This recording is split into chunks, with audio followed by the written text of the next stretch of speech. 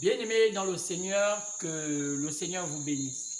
Alors, je suis reconnaissant à Dieu d'être ici présent. Alors, vous savez tous que tous les mercredis et tous les vendredis et dimanches, nous sommes ici. Et par rapport à l'événement que nous avons aujourd'hui sur la terre, ces virus que nous appelons le coronavirus, les États comme le Gabon ont pris l'engagement de confiner leur population. Et beaucoup de pays ont pris des mesures pour empêcher les gens d'être contaminés de cette maladie. Alors, ici au Gabon, jusqu'à présent, les lieux de culte sont encore fermés. Et ce qu'on nous permet quand même, c'est de pouvoir apporter l'évangile par les médias. Et ce soir, je suis encore à nouveau dans ce média qu'on appelle YouTube. Et ceux qui ne me connaissent pas, ou bien qui vont maintenant se connecter à cette chaîne, Jean-Luc Moulanda, je m'appelle le révérend docteur Jean-Luc Moulanda, je suis au Gabon, et précisément dans la commune d'Akanda. Alors, je tiens une assemblée qu'on appelle Perfection Tabernacle. Alors, j'ai décidé désormais d'être toujours avec vous, vous apporter la parole tous les mercredis à partir d'une certaine heure, et parfois vous, on vous met en différé parce qu'on n'a pas encore le direct. Donc les mercredis, les vendredis et les dimanches. Mais pour connaître le direct, il faudrait qu'on ait au moins 100 abonnés. Et à l'heure actuelle, nous sommes autour de 46 abonnés. Il nous manque encore au moins une cinquantaine, sinon au moins 54 abonnés. Et c'est ce que demande YouTube selon leur règlement. Alors ceux qui veulent bien qu'on passe désormais en live dans leur téléphone ou bien dans leurs ordinateurs, qu'ils fassent tout pour qu'on ait assez d'abonnés, au moins pour atteindre au moins une centaine d'abonnés. Et vous savez que ce n'est pas facile aujourd'hui. D'autres ont la possibilité de le faire parce qu'ils essaient de faire tout pour que les fidèles s'abonnent. C'est comme je le fais. Et moi aussi, j'essaie de faire tout pour que les fidèles essaient de s'abonner. Bon, maintenant, c'est un temps difficile. Vous savez que les gens, parfois, préfèrent privilégier leur intérêt personnel que de privilégier l'intérêt de Dieu. Alors, pour ceux qui veulent bien que l'évangile passe soit en direct, alors ils peuvent simplement s'abonner. Ça ne coûte pas, ça ne coûte rien, seulement s'abonner et ils sont libres. Quand ils veulent ouvrir leur compte, alors ils pourront voir directement les prédications qui viennent en direct. Maintenant, ceux qui ne veulent pas, ils vont seulement mettre ça comme ça pour nous encourager, pour qu'on puisse avoir les prédications en direct. Alors c'est ça, c'est qui est notre souci aujourd'hui. Et je remercie tous ceux-là par leurs moyens. Alors ils apportent leur contribution pour qu'on ait la possibilité de poster ces vidéos. On paye des mégaoctets. Vous savez que ça coûte cher au Gabon. Alors ça nous coûte beaucoup d'argent. Et chaque fois on essaie de faire cela pour qu'on puisse vous envoyer la parole dans vos maisons. Et j'ai décidé cette fois-ci que maintenant je souhaiterais prêcher d'une manière un peu plus calme. Et parce que chaque fois quand je prêche ici, je prends l'occasion de m'écouter. Et souvent parfois même moi on me rend compte qu'il est aussi difficile pour parfois un nouveau ou bien parfois quelqu'un qui veut bien comprendre ce que je dis, de comprendre. Parce que souvent je vais sous pression et je commence à aller un peu vite. Alors c'est pourquoi je vais commencer avec le calme et je souhaiterais terminer comme ça. Et vous allez comprendre pourquoi et ça fera du bien. Parce que à quoi bon suivre une vidéo si vous ne comprenez pas vraiment l'intérêt du message. Alors ce soir, je souhaiterais me tenir et essayer de vous apporter petit à petit, même si le message ne prend pas fin, mais l'essentiel c'est de bien comprendre ma démarche. Alors que je vous bénisse. Et ce soir, j'ai continué avec le message dont je vous ai parlé depuis peu de 2 prédications et je suis à la 3e prédication et je parle de la visitation de Dieu au travers les païens, au travers du peuple qu'on appelle les païens, qu'on appelle aussi les gentils, sinon les nations. Et je vous ai dit que Dieu, lorsqu'il avait détruit la terre, il a fait détruire la terre au temps de Noé, alors que le monde était dans le péché. La terre a commencé à se repeupler au travers de 3 fils de Noé. Et parmi lesquels il y avait un qu'on appelait Sem, l'autre qu'on appelait Japheth, et le dernier, l'autre s'appelait Cam. Alors quand vous regardez, il y avait 3, et c'est par ces 3 enfants que le monde a recommencé à être peuplé. Et il y a donc dans ces 3 enfants est né 3 peuples. Et dans ces trois peuples, un peuple concernant celui des Sème, on les appelle le peuple juif. Le peuple concernant le peuple de Japheth, on l'appelle les Samaritains. Les peuples concernant les païens, sinon les nations qui concernaient Cam, alors c'est cela qu'on appelle le peuple païen. Donc, Sème appartenait à la lignée du peuple juif et Japheth appartenait à la lignée du peuple des Samaritains qu'on appelle les Arabes et Cam était celui-là qui appartenait au peuple qu'on va appeler plus tard les nations, sinon les païens. Alors si déjà le décor est planté, vous allez finalement comprendre que dans le plan du salut de Dieu, il fallait qu'il parcourt ces trois peuples. Alors il devait faire un plan pour le salut des Juifs, donc les Sème, un plan pour le salut des Arabes, donc les Japheth, donc on appelle les Samaritains, et un autre plan de salut pour ce qu'on appelle ceux de Cam, qu'on appelle les païens, sinon qu'on appelle aussi les gentils, sinon les nations. Alors, parcourant tous ces plans de salut pour racheter l'homme du péché que l'homme avait commis depuis le jardin d'Éden, alors je vous ai démontré que Dieu a commencé avec les Juifs, donc du peuple le peuple des Sème, et après il va aussi continuer avec les Samaritains. Vous allez voir que Jésus-Christ, qui est le Fils de Dieu, le Dieu incarné dans un être humain, quand il a commencé à faire le plan du salut, il a commencé d'abord avec l'Est. Donc il a commencé avec le peuple juif. Alors vous allez comprendre que Jésus a commencé chez les Juifs. Après il est allé en Samarie. Après la Samarie, vous savez qu'il n'est pas allé physiquement, à part lorsqu'il était jeune, lorsque Hérode voulait le persécuter, ses parents l'ont amené en Égypte. Mais c'était pas le moment où il avait apporté le salut, quand il est revenu. Mais la Bible nous montre dans le livre de Actes chapitre 15, partant verset 13 à 14, qu'après qu'il ait apporté le salut vers les Juifs, après qu'il ait apporté le salut vers les Samaritains, donc les Arabes, alors il devait aussi apporter le salut vers les païens. Alors chaque temps de visitation, Jésus-Christ devait se rendre dans un coin, dans un peuple, pour pouvoir choisir ce qu'on appelle les élus. Alors c'est pourquoi Actes 15, partant de verset 13 à 14, on dit, selon ce livre, on dit que Jacques parla à ses frères, l'apôtre Jacques.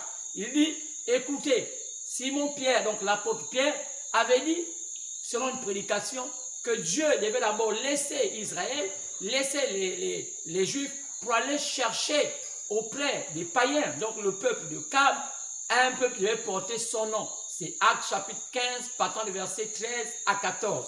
Et il dit, c'est là-bas devait choisir un peuple qui allait porter son nom. Si il devait aller là-bas choisir un peuple qui portait son nom, alors, mais l'autre côté, quel était le peuple qu'il avait choisi chez les Juifs et chez les Samaritains? Donc vous allez comprendre que chez les Juifs, chez les Samaritains, ils avaient un autre ordre de salut.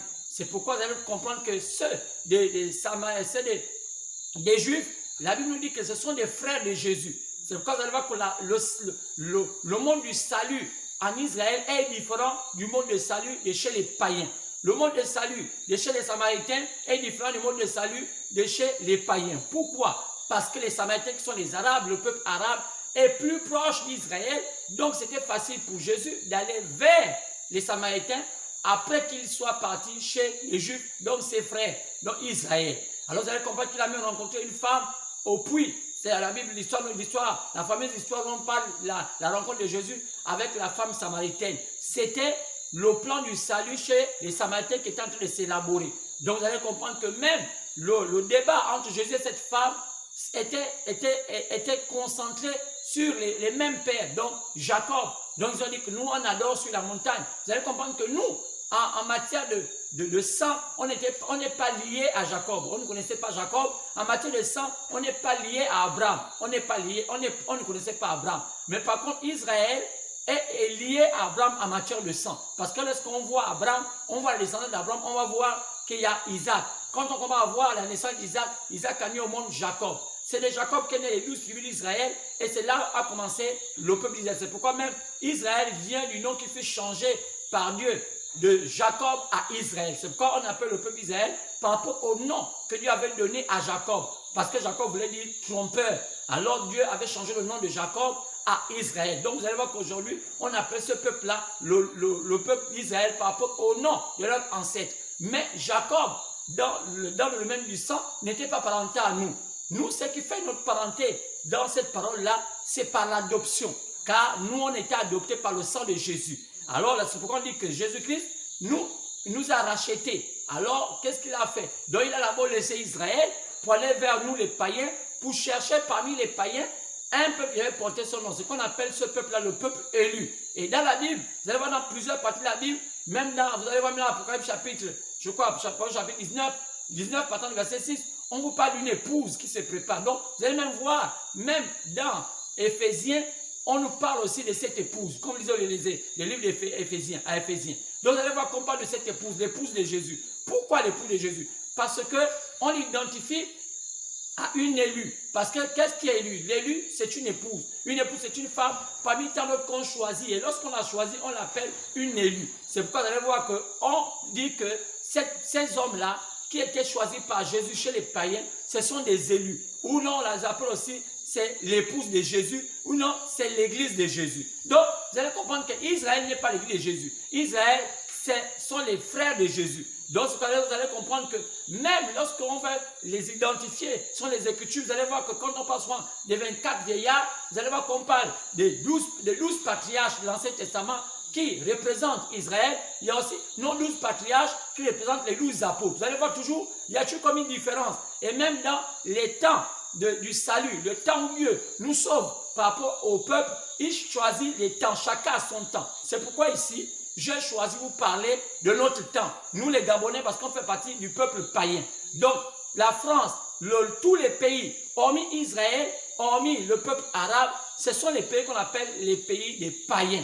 Pourquoi? Parce que tout ce que nous croyons ont un lien avec le paganisme. Donc, là où vient le mot païen. Donc, là même nous croyons à la Trinité. Nous croyons nos ancêtres croyaient à ce qu'on appelle le polythéisme. Donc, le polythéisme veut dire l'adoration de plusieurs dieux. Alors qu'à Israël, lorsque Dieu avait rencontré Abraham, il avait demandé à Abraham que moi, je suis unique Dieu. On ne doit pas adorer plusieurs dieux. Alors, mais où est-ce que nous avons pris la manie d'adorer plusieurs dieux? Parce que nous avons une certaine descendance et on nous a taxé de païens. Parce que les païens, donc le paganisme, qui vient du mot paganisme, adorait plusieurs dieux. Donc c'est pourquoi Dieu, nous voyant comme étant des païens, il a compris que d'autres étaient païens par défaut. Mais alors que par prédestination, c'était les enfants de Dieu. C'est pourquoi vous allez comprendre que quand on dit que quelqu'un est prédestiné,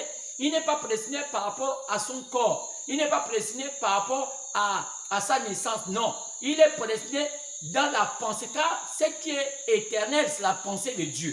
Donc, l'être humain, lorsqu'on dit qu'il a été prédestiné avant la fondation du monde, il a été prédestiné par rapport à la pensée de Dieu, pas par rapport à notre chair, pas par rapport à notre figure, non, par rapport à ce que nous venons dans l'éternité, par rapport à la pensée de Dieu. Donc c'est notre âme qui est éternelle, qui vient de la pensée de Dieu. Donc, c'est dans cette pensée de Dieu que tout enfant de Dieu est éternel. C'est pourquoi, lorsqu'on voit, on peut naître dans une famille des ivrognes, on peut naître dans une famille des gens qui dansent des traditions, ça ne veut pas dire que nous sommes des démons. Ça veut dire que ce sont des voies qu'on a empruntées et Dieu sait pourquoi on a emprunté ces voies-là. Alors vous devez comprendre très bien comment Dieu fait ces choses. C'est pourquoi, même parmi les païens, Dieu sait qu'il a ses enfants parce que ces enfants sont identifiés par rapport aux âmes éternelles. Parce que nous étions en Dieu avant la fondation du monde. Maintenant, nous sommes venus sur la terre dans cette situation par des circonstances pour pouvoir faire accomplir le plan de Dieu. C'est pourquoi tout enfant de Dieu, parfois, comme Abraham, il a commencé dans les ténèbres. Son père, c'était un adorateur des idoles. Mais regardez plus tard, son père s'appelait Terah. Quand vous lisez l'histoire d'Abraham, Abraham, son père, était un adorateur des idoles. Mais plus tard, quand Dieu va l'appeler, parce que Dieu le connaissait avant la fondation du monde, alors Dieu va montrer à Abraham, et pourtant Abraham qui venait du monde des ténèbres, des adorateurs, de Satan, alors Dieu va montrer la voie à Abraham. Ça n'a pas empêché Abraham de suivre cette voie. Abraham a commencé à suivre cette voie, malgré le fait que depuis sa jeunesse, il était avec son père qui était un adorateur des idoles. Vous voyez? Mais comment Abraham a préféré suivre le Dieu que son père ne connaissait pas, le Dieu invisible? Parce que dans la présence de Dieu, dans l'éternité de Dieu, Abraham y était. Alors, donc il fallait simplement que Dieu interpelle Abraham, comme vous aussi. Dieu vous interpelle, c'est pourquoi il dit, il va aussi vers les païens, donc ce peuple païen, pour chercher parmi ces païens-là des enfants de Dieu qui sont perdus dans ce monde. Alors, il vous interpelle par quoi? Par la parole, parce que vous savez que tout peut passer sauf la parole. C'est la parole qui est éternelle. Vous savez que la parole, c'est la pensée de Dieu exprimée. Alors, c'est pourquoi je suis en train de recadrer les choses pour savoir à quel moment nous qui sommes au Gabon, parce qu'avant de prêcher à l'Afrique, avant de prêcher à tous les peuples du monde, je vais d'abord prêcher au Gabon. Alors, parce que on dit la charité vient d'ordonner, commence par sa propre chapelle. Donc, je préfère prêcher d'abord au Gabon et je pense que prêcher aux Africains pour dire, les Africains, eux aussi, font partie des païens, même l'Europe, même l'Asie, et hormis le peuple d'Israël, le peuple juif, hormis le peuple arabe. Alors c'est pourquoi j'ai commencé à apporter ce message. Et dans le plan du salut, Dieu nous a donné un temps. Et pour nous sauver, pour choisir ces hommes et femmes qui font partie de cette église, qui font partie de ce peuple-là, Dieu nous a choisis. Et pour nous choisir, il s'est donné un temps. Alors ce temps-là, on appelle ça les âges de l'église. Donc nous sommes l'église. Et le temps de nous choisir, on a appelé ça les âges. Donc, quand on parle d'âge, on parle du temps. Donc, on peut aussi appeler ça le temps de l'église. On peut aussi appeler ça le temps des élus. Mais le temps de notre choix s'est fait depuis le 1er siècle jusqu'à nos jours. Maintenant, il fallait maintenant savoir comment ce choix se faisait. D'où le message aujourd'hui que je suis en train d'apporter, c'est pour essayer d'éclairer la lanterne des gens pour savoir comment ce choix s'est fait. Alors, parce que beaucoup de gens vont dans les églises sans savoir les tenants et les aboutissants de pourquoi le plan du salut. D'où il y a beaucoup de païens, parfois qui nous disent, vous croyez aux choses que vous ne connaissez pas. Là, le christianisme, là, c'est pour les blancs. Bon, parce qu'ils ne savent pas qu'il n'y a pas une histoire des blancs, une histoire des jaunes. Quand on parle des blancs, c'est parce que eux, lorsqu'ils sont quittés tous de la jardin d'Éden, eux, ils sont partis au nord. Au nord, là-bas, par rapport à la transformation climatique, ils ont plus de fraîcheur. Donc, au fur et à mesure que les gens naissaient, alors ils se dépigmentaient, c'est-à-dire que la peau commençait à changer de couleur. Mais en réalité, tous, au départ, on avait tous la même couleur. Lorsqu'on a commencé depuis le jardin d'Éden, on était tous de la même couleur. Mais le fait que chacun a pris son départ, son endroit, selon la dispersion de la terre à Babylone, lorsque le monde on a commencé à se concentrer pour faire une tour, que Dieu nous a dispersé, qu'on a eu plusieurs langues, alors nous allons voir que chacun de nous va maintenant prendre une certaine couleur par rapport à l'endroit où il se trouvait. Vous allez voir que ceux qui sont allés vers le nord ou bien vers l'Asie, ils sont restés un peu clairs, blancs. Maintenant, ceux qui sont allés vers le sud, ils sont devenus noirs. Pourquoi? Parce que vers le sud, il y a plus de soleil. Le soleil est un peu plus rapproché. Et il y a aussi l'équateur qui nous influence. Donc, au fur et à mesure, avec la peau qui se brûlait, on a commencé à finir par voir des enfants noirs. Parce qu'avant, on n'était pas noirs. Vous allez même voir que les Africains, qu'on appelle des Peuls, qui sont dans les pays un peu plus glacial, ils sont clairs. Ça ne veut pas dire qu'ils sont blancs. Non, c'est parce que là-bas, ils ont eu moins de soleil. Mais nous, qui sommes restés, il n'y avait plus de soleil, on a commencé à noircir. Donc, ça ne veut pas dire qu'il y a des blancs, il y a des noirs, il y a des jaunes. Ça dépend du milieu où chaque peuple a résidé. C'est pourquoi, mais malgré tout ça, on croit pratiquement aux mêmes choses. Que vous prenez un Chinois qui est païen, vous prenez un Gabonais qui est païen, quand vous essayez de voir la compréhension de la vie, vous allez voir que le Chinois et le Gabonais croient la même chose. Parfois, seulement les noms diffèrent, mais les entités dans lesquelles ils croient, ce sont les mêmes entités. Les mêmes, donc, c'est-à-dire, un païen demeure un païen. Que tu sois français, que tu sois anglais, que tu sois quoi, tant que tu es païen, c'est parce que seulement des noms changent. Alors, par rapport à ces ethnies-là, aux langues-là, nous, parfois, nous croyons que les Français croient différemment des Gabonais. Parfois, on pense que les Américains croient différemment des Gabonais. Parfois, les gens pensent que les Anglais croient différemment des Gabonais. Bien parce que parfois, les gens pensent que les Béninois croient différemment des Gabonais. Ou bien parfois, les gens croient que les Tchadiens et tout cela, les Nigérians, tout ce monde-là croit différemment parmi les Gabonais. Non! Tant que nous sommes un peuple païen, nous croyons la même chose, mais dans différentes langues. Donc, c'est pourquoi on doit comprendre ça très bien. Dès qu'on comprend ça bien, alors on a la facilité de comprendre pourquoi le plan du salut. Maintenant, le plan du salut qui concerne les païens, il y a eu un processus. Maintenant, Dieu, le Seigneur lui-même, le Seigneur Jésus-Christ avait démontré cela. Il a dit, l'éclair que vous voyez ici, là, dans Matthieu chapitre 24, partant du verset 27. Donc, l'éclair veut dire la lumière. l'éclat que vous voyez ici avec Israël, là, la même lumière là va aussi parcourir toute la terre. Donc Israël se trouvait à l'est. Quand Jésus parlait de ça, il disait que la lumière devait partir. Après l'est, l'Europe.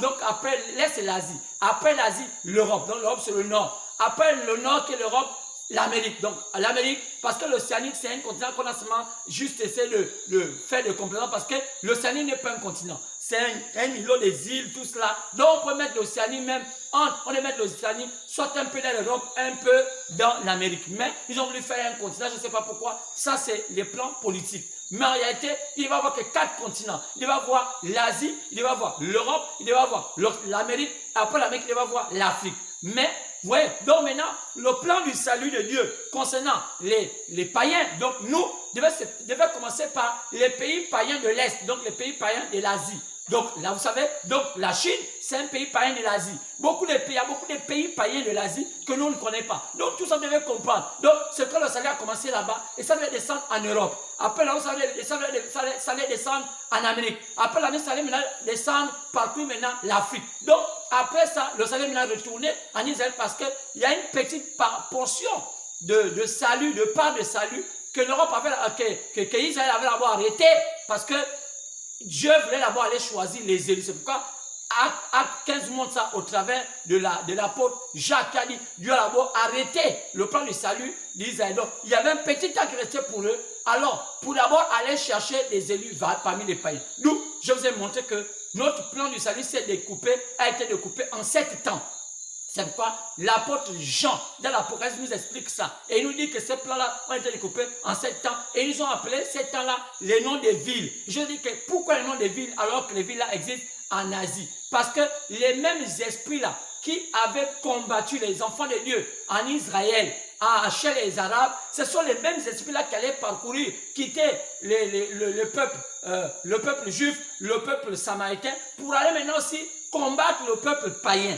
Alors, pour être là-bas, donc c'est pourquoi Dieu montrait à Jean par une vision que regarde ce qui se passe. Il y aura Éphèse, il y aura Smyrne, il y aura Pergame, il y aura Thyatire, il y aura Sardès, il y aura Philadelphie, il y aura la Odyssée. Il dit, c'est comme ça comment les temps des païens vont avoir lieu. Et les souffrances que ces villes-là ont infligées aux 7 villes-là, ce sont les mêmes souffrances que les démons qui sont dans ces villes-là vont infliger aux 7 temps qui vont jalonner le temps du salut des païens.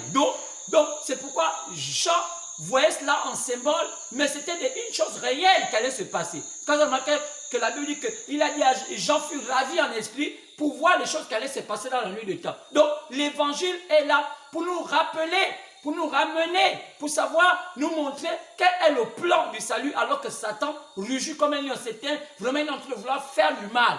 Il sait que le temps est court, il va bientôt quitter ce monde-ci. Alors, pour lui, il est en train de faire ravage sur la terre. Et il utilise beaucoup de manigances. C'est pourquoi, en tant que serviteur de Dieu, j'ai le devoir de vous éclairer, pour vous montrer comment Satan change plusieurs facettes. Alors c'est pourquoi je vous ai dit qu'il devait avoir un temps pour choisir les élus parmi les païens. Et cet temps-là fut partagé, divisé en 7 temps. Et chaque temps, il va avoir la venue d'un messager. Donc chaque temps, Dieu a programmé un messager pour chaque temps. Vous allez voir, quand la Bible nous parle des messagers, il dit, écrit à l'ange de l'église d'Éphèse. L'ange de l'église, donc c'était un ange la lettre était adressée à l'ange de l'église d'Éphèse. Donc, la communauté des chrétiens qui allait être au temps Éphèse. Donc, là, cette fois-ci, quand on dit écrit à l'ange de l'église d'Éphèse, il ne parle plus maintenant de la ville, il parle du temps qui était donné au nom de la ville. Donc, il faut comprendre que là, maintenant, la parole de Dieu, il faut qu'un enfant de Dieu, un vrai pasteur vous positionne. Il ne s'adresse plus à Éphèse qu'une ville. Il s'adresse au temps qu'on appelle le temps Éphèse, par rapport aux démons qui ont commencé à se manifester en cette période-là et dans cette ville-là et dans cette première période. Donc, cette première période du salut des païens serait identifiée à la ville qu'on appelle Éphèse. Donc, pour mieux comprendre comment les démons allaient se manifester dans le premier temps, que Dieu choisissait les élus parmi les païens, il fallait comprendre comment la ville d'Éphèse vivait. Donc, tout ça, quand vous comprenez comme ça, vous connaissez maintenant lire votre Bible. Et vous comprenez finalement, donc quand je lis ce qui s'est passé dans la ville d'Éphèse là, c'est exact. Donc quand même tu vois l'histoire, tu peux me rendre dans Google, tu lis, tu tapes, je voudrais savoir comment les gens d'Éphèse vivaient. Tu vas comprendre finalement que les mêmes esprits-là ont parcouru le premier temps des chrétiens parmi les païens. Donc, chaque ville était une représentation du temps chez les païens. Alors, vous allez voir qu'on finit par arriver à la Odyssée. Car la ville qu'on appelle la Odyssée veut dire droit de peuple. Alors, droit de peuple veut dire démocratie. Donc, on ne peut pas appeler une ville démocratie, mais pourquoi on l'appelle droit de peuple? Parce que les gens qui étaient en cette ville-là ont jugé bon que c'était une ville qui était une ville de liberté d'expression, une ville de reconnaissance. Donc, il fallait que, là-bas, ils avaient une manière de vivre là-bas. Ceux qui régnaient dans cette ville là-bas, ils avaient une forme de démocratie. C'est-à-dire que chacun avait une forme de liberté d'expression, liberté de peuple dans cette ville-là. C'était comme ça les caractéristiques de cette ville-là. Donc, Dieu montre qu'au temps de la fin, le dernier temps païen aussi, c'est aussi un temps aussi qui va s'appeler aussi Odyssée selon l'esprit. Alors, donc, c'est pourquoi vous avez remarqué qu'au temps de la fin, où nous nous vivons aujourd'hui, on parle de la démocratie. Alors qu'à l'époque, on parle de royaume, on parle de dictature, on parle de tout cela. Mais aujourd'hui, tout le monde veut parler de la démocratie. Pourquoi? Parce que nous sommes au temps de la fin. Donc, la ville qu'on appelait la Odyssée du temps passé, se répercute aujourd'hui par rapport aux esprits qui étaient dans la ville là. Parce que vous allez voir que la plupart des penseurs, des savants, tout ceux-là qui connaissent la vie, qu'est-ce qu'ils font? Ils se réfèrent à ce qui se faisait dans cette ville-là pour mieux avoir le contrôle de ce temps. Donc vous allez comprendre qu'en ce temps, vous allez comprendre comment vivaient les chrétiens de la Odyssée. Vous allez comprendre que les chrétiens de cette ville-là avaient une manière de vivre et ils avaient eu des victoires en leur temps dans cette ville-là par une manière de faire. Donc nous aussi, c'est presque la même réplique qu'on doit essayer de voir comment eux ils faisaient pour vaincre en ce temps-là dans la ville-là, pour que nous aussi, en notre temps, qui est la Odyssée spirituelle, nous puissions vaincre en ce temps-là, en ce temps-ci. Donc, les choses sont positionnées. Quand vous ne connaissez pas ça, vous allez voir que c'est pourquoi aujourd'hui beaucoup les enfants de Dieu ont du mal à gagner des combats. Parce qu'ils ne savent pas que ce monde-ci n'est pas seulement matériel, il est aussi métaphysique. Alors, donc, les vrais pasteurs sont censés amener les gens, hormis les parler des choses naturelles, aussi les parler des choses surnaturelles. Parce que si vous ne pouvez même pas comprendre les choses naturelles, ce n'est pas le surnaturel que vous allez comprendre. Donc c'est pourquoi il faut commencer à positionner ces choses-là comme ça. Donc quand je prends le décor, vous avez déjà au moins une idée de comprendre que donc on a eu un temps qu'on appelle les âges de l'église et ça a été divisé en 7 temps. Donc à la fin on appelle le temps là la Odyssée, qui veut dire démocratie, qui veut dire droit de peuple. Donc en ce temps-ci, nous vivons un temps Odyssée. Et vous allez même voir les comportements des femmes de la ville là, de l'ancien temps, l'Asie mineure là. Si vous essayez de regarder comment elles se comportaient à leur temps là, vous allez voir que dans la ville là, elles se comportaient comme les femmes d'aujourd'hui. C'était aussi une ville où les femmes étaient tellement légères. Les femmes étaient, puisqu'on appelle ça au lycée, c'est-à-dire que les femmes pouvaient être nues, les femmes pouvaient être, oui, c'était exactement comme ça. L'art primaire, il y a beaucoup de choses qui se faisaient au lycée. Donc, c'est pourquoi Ecclésiaste dit qu'il n'y a rien de nouveau sous le soleil. Pourquoi? Parce que, vous savez, les hommes peuvent mourir, mais les esprits ne font que se répéter. Pourquoi? Parce qu'ils ont un temps où on va faire cesser leur activité. Mais pour l'instant, quand un homme est possédé, quand il meurt, l'esprit laisse le corps. Tu vas à la poubelle, tu t'embobes, l'esprit cherche un autre homme, il rentre pour perpétuer l'activité. Donc c'est un esprit. Un esprit ne meurt pas aussi. C'est pas comme nous. Jésus a donné la mission de chasser les démons. Sinon, Jésus a dit tuer les démons. Mais comme ce n'était pas le temps de les tuer, même Jésus lui-même les chassait. Parce qu'il y a un seul temps où ils vont disparaître. Mais pour l'instant, ils ne vont pas disparaître.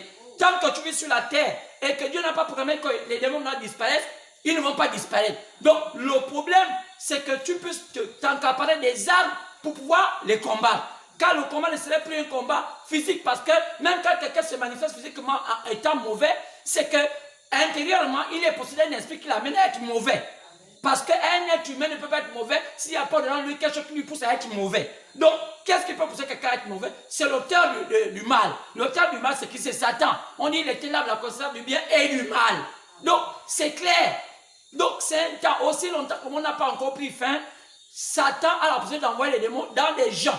Et les gens-là se manifestent Satan physiquement. Donc, vous allez vous rendre compte quelqu'un qui dépaisse l'autre. Vous allez voir quelqu'un qui a des pensées sales. Où est-ce qu'il prend ces pensées-là? Dans le monde des ténèbres, et les esprits rentrent en lui, et il devient maintenant comme un automate, comme un robot que Satan utilise pour faire sa basse besogne. Donc c'est pourquoi toutes les femmes, vous voyez, dans la rue, elles se déshabillent, elles ne savent pas pourquoi elles se déshabillent, elles ne savent pas pourquoi. Donc c'est pourquoi il faut faire très attention quand on ne vit pas comme ça. Le monde n'est pas simplement comme ça. Donc, alors qu'aujourd'hui, nous avons commencé d'abord à parler du premier âge. On a parlé du deuxième, le premier temps, qu'on appelle aussi âge, donc du premier temps, du deuxième temps. Et aujourd'hui, on va maintenant aller au troisième temps. Mais avant d'aller au troisième temps, j'ai l'occasion de quand même de donner quelques points pour comprendre comment on a connu, comment on va comprendre les mystères cachés qui sont passés du premier temps jusqu'à ce jour. Et comment on pourra vaincre. C'est pourquoi, tout à l'heure, je démarre par la lecture de la parole d'abord du message du jour. Et puis, je vais donner juste quelques petits symboles pour montrer comment on a fait pour trouver tout ce qui se passe aujourd'hui. Et on va rentrer dans le message du jour parce que j'ai envie de vite quand même d'aller dans le message où on va parler du troisième temps, du troisième messager et la troisième manifestation de Satan en ces temps-là. Donc, je crois que vous êtes déjà là, vous avez compris, je ne suis pas allé trop vite, j'ai fait l'effort, je vais me forcer à ne pas aller vite. Je veux quand même que vous puissiez comprendre pour que chaque fois, parce que je vois que les vidéos parfois, ça augmente, parfois ça n'augmente pas, vous avez du mal à comprendre parce que parfois je vais te... Mais là, cette fois-ci, je fais l'effort de parler doucement, clair, doucement. J'espère que je vais vraiment m'efforcer. Alors que Dieu vous bénisse, on va seulement nous lever. On va se lever, on va prendre dans le livre,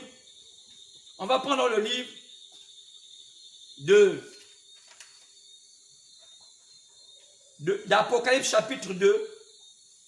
Apocalypse chapitre 2, partant du verset 12 au verset 17. Apocalypse chapitre 2, partant du verset 12 au verset 17.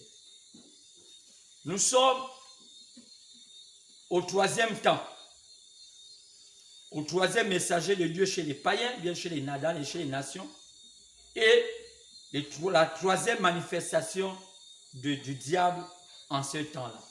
Apocalypse chapitre 2, partant verset 12. Partant verset 12. Prenons nos Bibles. Si on peut se lever. Apocalypse chapitre 2, partant verset 12 jusqu'au verset 17. Apocalypse chapitre 2, 12 à 17. Écrit à l'ange de l'église de Pergame. Voici ce que dit celui qui a l'épée aiguë à deux tranchants, donc à double tranchant. Je sais où tu demeures. Je sais que là est le trône de Satan. Tu retiens mon nom et tu n'as pas renié ma foi. Même au jour d'Antipas, mon témoin fidèle, qui a été mis à mort chez vous, là où Satan a sa demeure. Mais j'ai quelque chose contre toi.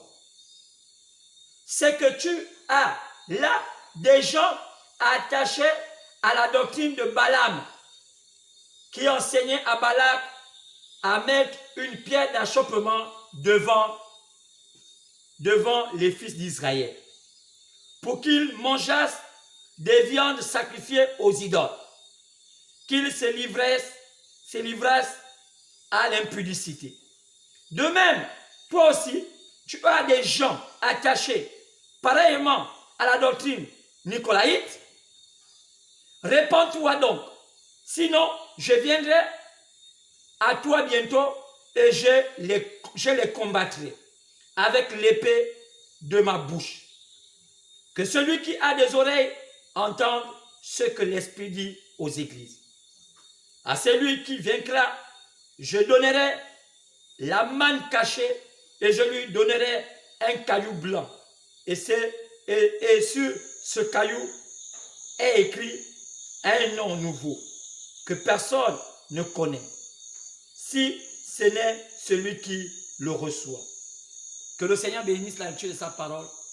Au nom du parfait nom de Jésus-Christ que j'ai ainsi prié. Amen. Alors, c'est exactement ça. Donc, aujourd'hui, on va intituler le thème de ce soir, vendredi 11 septembre 2020, le troisième temps, le troisième messager de Dieu chez les nations et les troisième les troisièmes manifestations du diable en ce temps-là. 3. Et cette fois-ci, on s'adresse à un âge qu'on appelle l'âge de Pergame. Mais avant d'arriver à l'âge de Pergame, on a vu d'abord le premier âge, on l'appelait l'âge d'Éphèse. Après, on a vu le deuxième âge, on appelait l'âge de Smyrne. Mais, j'avais un petit point à vous dire par rapport à cela. C'était que, pour comprendre tout cela, je vous ai dit la fois dernière que l'âge de Pergame, d'Éphèse, le premier âge, a été ponctué par, c'était Paul, qui fut regardé, sinon choisi comme étant le messager que l'Éternel avait adressé la lettre pour cette église-là. Pourquoi? Parce qu'on a vu que dans Romains chapitre 11, partant du verset 11, et même dans Galates chapitre 2, partant du verset 6 à 7, 8, là-dedans, ou Tite chapitre 1, verset 1, Paul dit qu'il est celui que Dieu avait envoyé pour la première fois chez les païens. Donc, si c'est Paul que Dieu avait envoyé pour la première fois chez les païens, donc unanimement, on peut dire simplement que le premier âge, le messager qui a eu la lettre adressée, selon Apôtre chapitre 1, Apôtre chapitre 2, pardon, verset 1, c'était l'apôtre Paul, quand il a dit, écrit à l'ange, donc écrit au messager de l'église d'Éphèse. Je vous ai dit que Éphèse, là, c'était le nom. Donc, ça pouvait avoir le nom, en connotation avec le nom d'une ville de l'Asie mineure et la connotation avec le nom du premier temps de Dieu chez les païens. Quand je vous ai dit que c'est un nom qui était pris chez les païens en Asie autant que moi, parce que les mêmes démons qui étaient en Asie devaient traverser pour aller maintenant vers les païens. Alors, Paul fut choisi comme étant l'homme qui devait mettre la plateforme. C'est pour ça qu'on a remarqué que même dans 1 Corinthiens, chapitre 3, Paul a toujours dit, c'est moi qui ai mis le fondement de cette église. Donc, quand un pasteur prêche l'évangile et ne voit pas le fondement que Paul a placé, automatiquement, on le reconnaît comme étant un faux pasteur. Et parmi les fondements que Paul a placés, il a commencé d'abord à mettre l'homme dans l'église. Donc, il a parlé de comment se fait le sacerdoce, il a parlé de comment se manifestent les dons. Donc, quand vous lisez les Écritures, dans les Corinthiens, c'est un livre de correction. C'est-à-dire que quand vous lisez le livre des Corinthiens, lisez bien le livre de Corinthiens, vous allez comprendre que ce sont les corrections que Paul amène par rapport au comportement de l'Église qui s'égarait. Donc, Paul est en train de mettre la base. Une église sans doctrine, c'est une église qui n'est pas une vraie église. Parce que Jésus avait sa doctrine à lui. Donc, pour être de Jésus, il faut que vous croyez à la doctrine de Jésus. Car une doctrine, c'est ce qui fait l'essentiel fondamental d'une croyance. Donc, si quelqu'un croit en Jésus-Christ, il doit aussi croire en sa doctrine. Donc, si tu dis, par exemple, tu crois en Jésus, que tu ne crois pas en sa doctrine, ça montre que tu n'es pas chrétien. Parce que toute religion, toute croyance a une doctrine. Jésus n'a pas plusieurs doctrines. C'est sa doctrine à lui qui est la doctrine de l'Église. Alors, Paul pourrait mettre le fondement en disant, premièrement, je vous dis, il va vous expliquer comment celui qui doit prêcher doit être. Celui qui aspire à la prédication, comment il doit vivre. Il doit être marié d'une seule femme. Donc, Paul savait qu'en ce temps, il y avait même un des autres. Les prédicateurs, il y avait même plusieurs femmes. Ils étaient même polygames. Paul dit, ce n'est pas chrétien, ce n'est pas biblique. Il n'a jamais été comme ça. Donc, un homme qui est au sacerdoce doit avoir une seule femme. Il doit être marié d'une seule femme. Et celui qui est même diacre doit avoir aussi une seule femme. Il ne doit pas s'adonner au vin. Il doit avoir une vie sans reproche. Donc, Paul est en train de mettre le fondement dans le sacerdoce. Il dit, les seuls qui avaient commencé à vouloir dire que nous, on va essayer de prêcher, il dit non. Il n'est pas permis à une femme de prêcher. C'était le fondement du sacerdoce que Paul est en train de placer. Donc, quand les gens écoutent ça, ils pensent que Paul était misogyne. Ils pensent que Paul était mauvais. Non. C'est Jésus qui lui a révélé que c'est comment ça doit se passer. Parce que la lettre était adressée à lui. Donc, c'est dans cette lettre-là que Jésus l'a envoyé.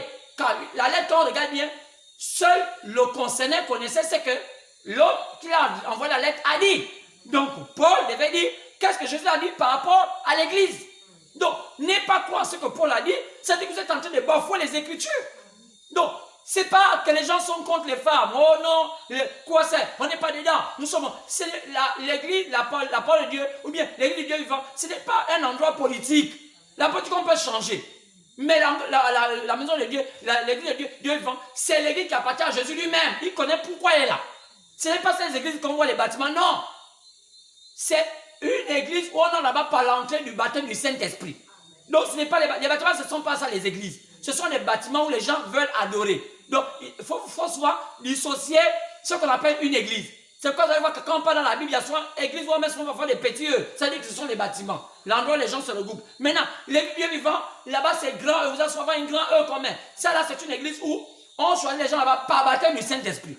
Mais par contre, l'église petit E, là-bas, on choisit les gens parce que en fait, vous êtes une congrégation, tout le monde vient là prier. Cela on appelle l'église. Mais l'église de Dieu vivant, on n'en parle là-bas pas que sur le passé qui te dit rentre. Non. C'est lorsque tu reçois la parole, que tu reçois ce baptême de l'Esprit, que Dieu te choisit comme étant une personne qui appartient à cette église, qui est mystique. Il y a un signe qui t'accompagne. Donc, Paul devait mettre les fondements. Donc, c'est pourquoi, quand les gens ne veulent pas croire à ça, il y a un problème. Parce qu'on se pose la question, on se pose dans les questions, est-ce qu'ils sont des enfants de Dieu, ils sont des enfants du diable? C'est qu'on a montré que Paul est venu à un temps. Quoi? Dans les années 53. Et son message a eu l'effet jusqu'aux années 170. Et après, il y a eu une forme de confusion. Après le départ de Jésus. Donc, tout ce qui s'est fait là, il fallait qu'on comprenne bien. Maintenant, dans cette confusion-là, cette grande confusion-là, maintenant il fallait là savoir comment, qu'est-ce qui s'est passé après le départ de Paul. C'est pourquoi la Bible nous montre les symboles, les signes. Dieu est tellement omniscient qu'il savait ce qui allait se passer après.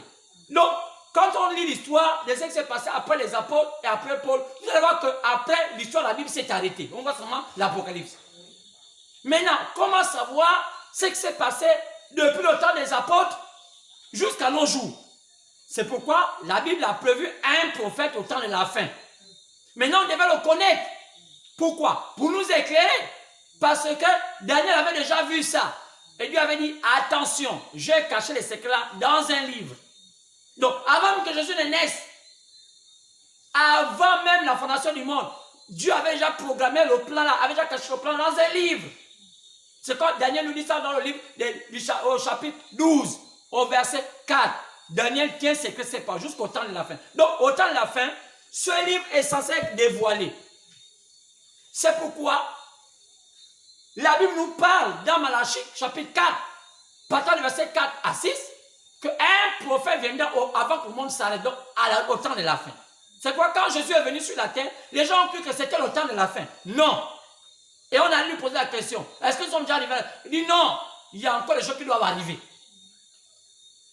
Il dit, c'est pas maintenant. Nous ne sommes pas encore en temps de la fin. Mais il a dit qu'il y a un Élie qui viendra. Il dit oui. Matthieu 17, partant du verset 10 à 11. Il dit, il viendra, mais il viendra rétablir toutes choses. Quand Jésus dit que Élie va venir rétablir toutes choses, ça veut dire que les choses seront gaspillées. Parce que c'est quoi rétablir? Rétablir, c'est remettre en ordre quelque chose qui est gaspillé. Parce que Jésus le savait. Maintenant, les gens pensaient même que c'était Jean-Baptiste. Ils sont allés voir Jean-Baptiste dans Jean chapitre 1, partant du verset 19. Jean-Baptiste dit, ce n'est pas moi, Élie, qui doit venir. Mais quel est le rôle de cet Élie, selon Malachie 4? Il dit, il va ramener les cœurs. Et il va attraper nos cœurs pour dire, venez. Non, c'est un style de langage. Quand on dit à quelqu'un que je ramène ton cœur dans le droit chemin, est-ce que j'attrape le cœur de quelqu'un? Non. Ça veut dire que je ramène ses pensées dans le droit chemin. Parce qu'on s'est dit que celui qui détient les pensées là, c'est le cœur. Donc, ici, la Bible aussi dit qu'il va ramener les cœurs des enfants vers les cœurs des pères. Mais qui sont les pères? La Bible là, nous parle des pères qui sont les apôtres. Parce qu'on a que soit un père physique ou bien un père spirituel. Amen. Mais comme la Bible c'est un livre spirituel, donc ces pères-là, ce seront des pères spirituels. Mais les cœurs d'enfants spirituels seront où? Mais seront dans la dispersée. Mais à quel moment? Au moment où Satan va prendre le contrôle de toutes ces choses-là. C'est pourquoi, quand on regarde le livre de Daniel chapitre 12, il dit, quand vous allez voir l'abomination de la désolation, c'est posé dans le lieu saint. Faites attention. Quoi? Quand vous allez voir maintenant Satan entrer dans l'église, prêcher, faites attention. Mais à quel moment il a commencé à prêcher dans l'église? Mais il fallait discerner comment il rentre. C'est pourquoi Jésus parle sur Matthieu 24 que, attention, plutôt le prophète Daniel nous avait déjà dit, quand vous allez voir l'abomination de la nation s'établir en lieu, c'est que celui qui n'avait qu'à faire attention. Pourquoi Jésus répète ce que Daniel avait dit? Parce qu'il savait que c'était un signe pour dire faites attention. Quand vous allez voir ça, là, les temps seront compliqués. Alors, c'est pourquoi quand on voit, dès que Jésus est venu, il a été crucifié. Qui l'a tué? Bon, celle qui devait mourir, parce qu'il devait nous sauver par rapport à son sang. Mais, regardez bien ceux qui ont joué le rôle de tuer Jésus. C'était les gens qui priaient. Donc, au lieu que ce soit des païens qui le tuent, au lieu que ce soit des gens qui ne croient pas en Dieu qui le tuent, ce sont des gens qui étaient dans les églises, les pasteurs, les sœurs en Christ, les frères en Christ, qui étaient tout dans l'esprit. Ils tuons-le. Pourquoi ils l'ont tué? Parce qu'ils étaient aveuglés. Ils pensaient que Jésus allait venir prendre leur monopole parce qu'à l'époque, ils avaient fait de l'église le business. Donc, l'église à l'époque était mélangée avec les païens faisant le business. Quoi? Comme aujourd'hui. Donc, les gens ont compris souvent que la religion est quelque chose de tellement bien pour bien appâter les gens. C'est pourquoi Jésus n'est pas venu donner une religion. Jésus est venu donner la parole. Il y a une différence entre la parole et la religion. La religion, c'est une organisation humaine. Alors, donc, les gens qui ne voulaient pas que Jésus puisse venir leur embrouiller dans leur business, parce qu'ils vendaient. Quand tu venais avec ton mouton, ils disaient d'abord le mouton, tu ne payes pas ça ailleurs. Parce que le mouton que tu payes ailleurs, pour eux, on dit que c'était un mouton qui était sale. Donc, ton mouton avait le péché. Donc, il fallait que ce soit leur propre mouton, que leur mouton était sanctifié. Donc, tu payes d'abord les moutons chez eux.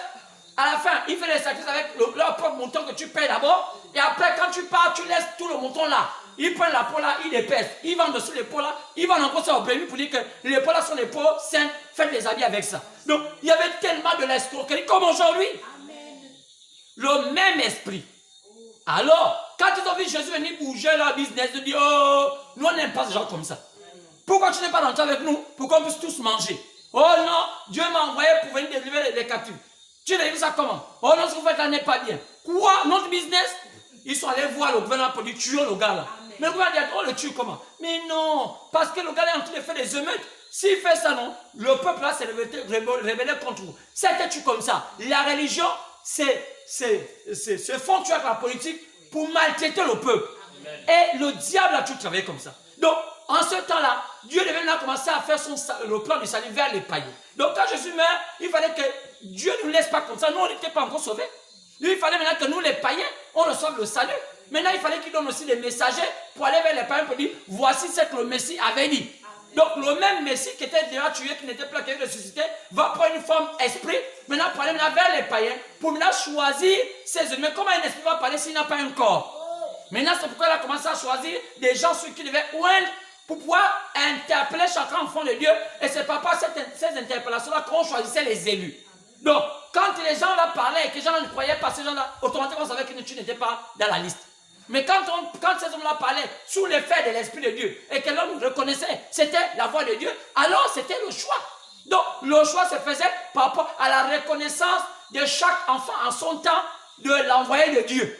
C'est pourquoi Jean 6 nous dit, quand on pose la question à Dieu, mais Jésus, c'est quoi faire l'œuvre de Dieu? Et Jésus dit dans Jean 6, il dit, faire l'œuvre de Dieu, c'est quoi? Celui que Dieu a envoyé. Donc, pourquoi? Parce que Dieu entre en lui pour pouvoir interpréter les enfants de Dieu. Donc, Paul fut choisi comme étant le premier. Maintenant, pour connaître le reste là, comment on allait le faire? Il fallait qu'on attende le temps de la fin. Mais malgré cela, ils ont quand même travaillé, ils ont vraiment travaillé. Et quand ils ont travaillé, l'histoire a été fermée. On ne sait pas ce qui s'était passé. C'est pourquoi il faut maintenant comprendre qu'au temps de la fin, la Bible nous prévoit celui qui allait nous éclairer. Donc, le messager du temps de la fin était censé éclairer tout le monde. Maintenant, qui était-il? Jésus dit que lui qui viendra au temps de la fin, il va naître aux États-Unis. Donc, il appelle ça l'Ouest, qu'on appelle l'Occident. Matthieu chapitre 24, partant du verset 27. L'éclair là que vous avez vu ici à l'Occident, vous avez vu ici en Orient, vous allez aussi voir ça en Occident. L'Occident veut dire l'Ouest, donc l'Amérique. C'est pourquoi tout le monde savait que dès que Jésus a quitté l'Est là, il va aussi apparaître quelque part, c'est en Occident, donc à l'Amérique. Ce qui a poussé à beaucoup d'hommes de lumière, les hommes qui sont avertis, même les sorciers, allaient attendre Jésus en Occident, donc en Amérique. Pourquoi Jésus, on est venu attendre à Bethléem? Parce que les sorciers savaient qu'il allait venir à Bethléem. Amen. Donc toujours comme ça, les vrais sorciers savent toujours Qu'est-ce que Dieu est en train de faire? Mais les charlatans sont eux qui nous brûlent les cartes. Vous allez voir que ce sont les mages qui sont allés découvrir Jésus, qu'il était à Bethléem. En temps, les pasteurs qui étaient là dans la synagogue, pasteur se met à vendre les peaux des bêtes, il fait les sacrifices, les louanges, tout cela. Mais au fond, ils ne connaissaient pas Dieu. Et même les politiciens aussi, ça ne les intéressait pas. Mais qu'est-ce qui était beaucoup intéressant à ça? Les hommes mystiques. Aujourd'hui, ceux qui sont intéressés au plan du salut, ce sont les hommes mystiques. C'est qu'aujourd'hui, vous allez voir que beaucoup de gens sont embrouillés. Pourquoi? Parce qu'ils ne veulent pas comprendre la parole. Mais les mystiques savent que ce monde-ci ne marche pas simplement. Il y a un plan. Maintenant, quand tu ne connais pas ce plan-là, comment veux-tu dire que tu es un enfant de Dieu? Quand il y a quelqu'un qui veut vous guider, vous ne prenez pas le temps de dire, ah, qu'est-ce que l'on est en train de nous dire? Les gens s'en foutent.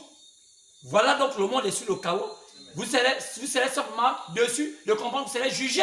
Parce que Dieu a fait tout pour vous interpeller. Vous n'avez pas voulu comprendre. Jésus avait dit, Jérusalem, Jérusalem.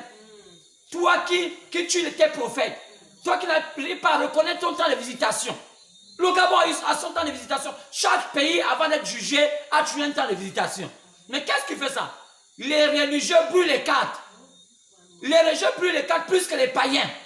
Parce que les païens, aujourd'hui, se sont devenus bandits, c'est parce qu'aujourd'hui, les religions ont montré leurs limites. Et ils sont pas dans les églises, ils ont compris que les choses sacrées, ça ne vaut rien. Parce que n'importe qui peut venir, oh, Dieu m'a parlé. N'importe qui peut dire, Dieu m'a parlé. N'importe quoi, Dieu m'a parlé. Il n'y a plus la crainte. Aujourd'hui, par vous, au Gabon, quand vous dites que vous êtes pasteur, vous êtes un voirien. Maintenant, il faut être pasteur politicien. Quand tu es pasteur, il faut construire une belle église au Gabon. Il faut avoir les grosses voitures garées. Il faut avoir les gars du corps. Il faut connaître le président, le premier ministre, tous les gens qui commandent le pays, les militaires. Là, on te dit grand pasteur. Voilà la bassesse des noms, la bassesse d'un peuple. Alors maintenant, des vrais serviteurs de Dieu, on ne les connaît pas. Donc, parce qu'ils sont à pied, oh, il a un petit faux comme ça. N'importe qui peut t'insulter.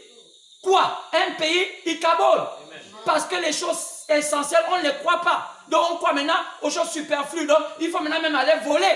Il faut être un voleur et tu montes les apparences avec de grosses vestes. Et là maintenant, quand tu vas dans un grand compte bancaire, on voit comme ça, tu as 100 milliards. Tu nourris tout le quartier. Là, il y a le corona comme ça, là, tu partages les bavettes à tout le quartier. Tu donnes les kits alimentaires à tout le quartier. Tu vas dire, oh, grand pasteur, grand pasteur. Quoi? C'est la confusion. Depuis quand les grands pasteurs ont été tués comme ça? Regardez dans la Bible, les grands pasteurs ont été tués, pas souvent inaperçus. Mais quand on les écoute parler, on se dit, mais comment ils comprennent ces genre de choses? C'est là où on les détecte. Mais pas dans le match, tu veux les choses politiques. La politique aux politiciens. Jésus a dit, rendez à César ce qui est à César. À Dieu ce qui est à Dieu. Vous avez vu Jésus faire la politique? Je dis non, ils avaient fait ça là, non, pardon. Il y a des gens qui sont appropriés. Il y avait parfois des sacrificateurs qui faisaient ça. Mais lui-même, le sacrificateur, non. Parce que je ne peux pas interdire un enfant de Dieu qui a un don de faire dans la politique. C'est une science. Parce qu'on a vu les gens qui ont le jeu d'Arimathée. C'est un homme politicien. Il y a Zachée. C'est un homme d'affaires. Mais il n'était pas dans le sacerdoce. Mais aujourd'hui, les mêmes pasteurs sont des hommes d'affaires. Comment Dieu peut parler aux gens comme ça? Comment Dieu peut descendre dans le corps d'un homme? Le matin, il fait le business, il escroque, il vole, et le soir, il est pasteur. Le matin, il torture les gens, il est militaire, et le soir, il est pasteur. Le matin, il est dans la politique, il dit, oh, soutenez tel sous. Le soir, il est pasteur. Comment l'Esprit de Dieu peut dans quelqu'un qui a des esprits dans tous les sens? Là, il y a problème. C'est là il y a un problème avec nos pays africains, nos pays du monde. Alors, ceux qui se consacrent pour servir l'Éternel humblement, on dit non, ils ne sont pas les vrais pasteurs. On ne les aime pas comme ça, on aime quand ils ont l'argent. Ce sont eux qui arrangent les routes. Depuis quand un pasteur va arranger les routes, il en a tellement d'argent. Si vous voyez les choses qui se passent aux États-Unis, c'est parce qu'aujourd'hui aux États-Unis, c'est un pays où ils sont pratiquement un pays païen. C'est-à-dire que c'est un pays où, aux États-Unis, un homosexuel peut être pasteur. Là-bas, c'est toutes sortes de confusion. Et croire encore facilement aux États-Unis là-bas, mais là-bas, on ne sait plus. Les rappeurs, ils ont leur église. Le pasteur est habillé en locks. On accepte. Non, il y a toute une pagaille dans les États-Unis. Et vous voulez prendre un pays comme exemple? C'est les États-Unis, exemple. Un pays qui ne connaît même pas c'est loin. Quand vous parlez des États-Unis sur l'histoire de l'évangile, sur les pères fondateurs de l'évangile, ils ont effacé l'histoire là. Eux-mêmes, ils ont inventé leur prophète à eux, leur prophétesse à eux, leur pastoresse à eux. Donc, aujourd'hui, les États-Unis, dans tous les sens. Frère, un pays maudit. C'est fini. L'Amérique ne va plus jamais se relever. Les gens voient l'Amérique là en pensant que c'est un grand pays. C'est fini. L'Amérique est sous le jugement. Même quand on a enlevé ma publication sur le coronavirus. Mais l'Amérique est sous le jugement. C'est terminé. Il n'y aura plus rien avec l'Amérique. Dieu a terminé avec ce pays. Alors, donc c'est pourquoi je dirais que Dieu devait citer un peu au temps de la fin. Maintenant, où c'est? En Amérique. C'est pourquoi vous allez voir que des signes vont l'accompagner. Il faut savoir qui est-il. Comme Jésus n'étant pas là pour ouvrir le sceau, pour nous montrer ce qui va se passer entre le premier siècle et notre siècle, alors Jésus étant esprit va utiliser ce prophète au temps de la fin. Donc il va avoir un signe. C'est pourquoi le signe là, c'est que le même signe qui avait accompagné Jésus devait l'accompagner. Donc on a compris tout ce que le signe qui accompagnait Jésus, c'était qu'il avait trois choses. Il guérissait les malades, toutes les maladies qui étaient devant Jésus, il guérissait. Il disait les pensées des cœurs des gens. Et il avait la capacité de révéler la plénitude, toute la parole. Aucune parole l'échappait. Mais pourquoi il avait tout ça en lui? Mais le même esprit qui était en Jésus là va aussi apparaître au temps de la fin.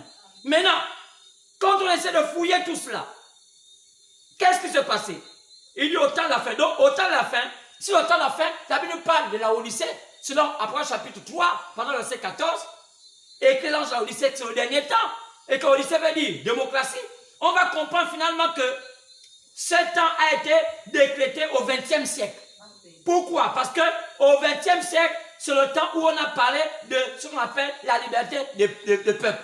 Et vous allez voir que dans la constitution américaine, il est inscrit que chaque peuple doit vivre libre. Pourquoi? C'est dans la constitution américaine où on a commencé à parler de la démocratie et tout cela. Parce que c'est là-bas aussi que cette odyssée spirituelle allait se produire. Alors c'est pourquoi tous les regards se sont fixés vers l'ouest, donc les USA, l'Amérique.